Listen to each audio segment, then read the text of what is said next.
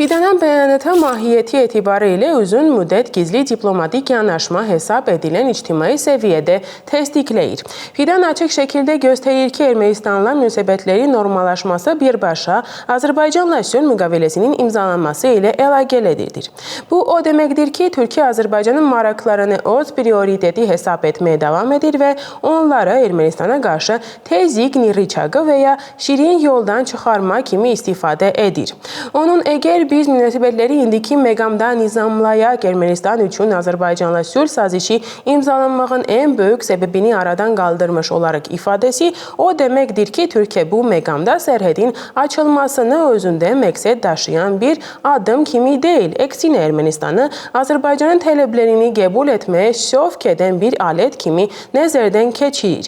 Fidanın dondurulmuş münaqişəni qayıtması riski barədə danışması Türkiyənin Bakı və Yerevan arasındakı prosesi lənginməsindən narahat olduğunu və Ermənistanın daha sürətli adımlara sövq etmək istədiyini göstərir. Art Mirzoyanın reaksiyası diplomatik olaraq Türkiyənin yanaşmasına qarşı çıxır. Mirzoyan səbəb-nəticə əlaqəsini qırmağa çalışır, vurğulayaraq ki, hər iki proses vacibdir, lakin bir-biri ilə şərtlənməyib. Bu, Ermənistanın Türkiyə tərəfindən tətbiq edilən paket yanaşmasının təzyiqindən çıxmaq üçün göstərdiyi diplomatik seydir.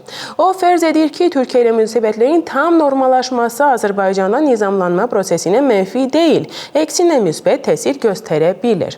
Yəni, qərbə doğru etibarlı açıq yola malik olan Ermənistan daha az həssas olacaq və Bakı ilə daha güclü mövqelərdən danışıqlar apara biləcək. Bu bəyanatlar nizamlanmadan, lakin mütləq möhkəm və ədalətli sülhdən xəbər vermir. Türkiyə tərəfindən tək tərəfli şərtlər qoyulması prosesin hələ də danışdıq deyil, daha çox güc mövqeyindən tətbiq olunduğunu göstərir.